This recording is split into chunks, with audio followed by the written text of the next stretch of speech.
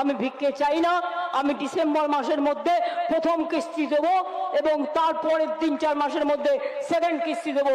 প্রথমে 11 লক্ষ লোকের বাড়ি, যেটা অনেক দিন ধরে পড়ে আছে, প্রথম আমরা করে দেবো।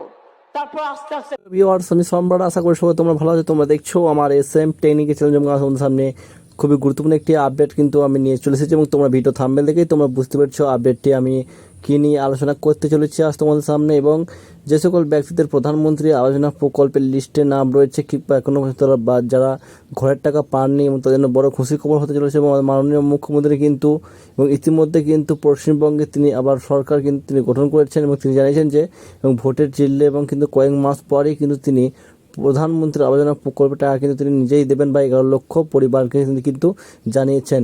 এবার কিন্তু সেই দিন তিনি কিন্তু ঘোষণা করে দিয়েছেন এবং প্রধানমন্ত্রী আবাস যোজনা প্রকল্পের টাকা তিনি কি মাসে দেবেন এবং তিনি ইতিমধ্যে জানিয়েও দিয়েছেন এবং কত তারিখের মধ্যে দেবে সে বিস্তারিত তোমাকে ভিডিও মাধ্যমে নেবো। ভিডিও স্কিপ না করে তোমরা শেষ পর্যন্ত দেখতে থাকবে, সাবস্ক্রাইব করে পাশে অবশ্যই অল করে মাননীয় মুখ্যমন্ত্রী তিনি কি বললেন।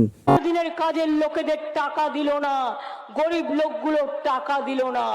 সেই টাকা আমরা দিলাম 69 লক্ষ শ্রমিককে। আগামী দিনও বলে যাচ্ছি, আজকে মে দিবসের দিনে তোমাদের ভিক্ষে আমরা চাই না। আমরা 50 দিনের কাজ জব কার্ড হোল্ডারদের করাবো। এটার নাম হবে কর্মশ্রী এবং এটা রাজ্য সরকার করবে, সময় মতো টাকা পাবেন। এবং কেউ যদি 50 দিনের জায়গায় 60 দিন করতে চান সেও করতে পারবেন, দিল্লির দিকে তাকাতে হবে না। 11 লক্ষ বাংলার বাড়ি অনেক দিন ধরে লিস্ট হয়ে পড়ে আছে, মোদী সরকার তো করেইনি। উপরন্তু এখন ফোন করে বলছে बीजेपी कॉल सेंटर से बोल रहा है आपको पक्का घर चाहिए तो आप अभी अप्लाई कीजिए। খবরদার করবেন না, আপনাদের নাম অলরেডি লেখা আছে এবং আমাদের কাছ থেকে লিস্টটা পেয়েছিল, ওটা ওদের দেওয়ার কথা ছিল, দেয়নি। আমি ভিক্ষে চাই না। আমি ডিসেম্বর মাসের মধ্যে প্রথম কিস্তি দেবো এবং তারপরের 3-4 মাসের মধ্যে সেকেন্ড কিস্তি দেবো। প্রথমে 11 লক্ষ লোকের বাড়ি, যেটা অনেক দিন ধরে পড়ে আছে, প্রথম আমরা করে দেবো।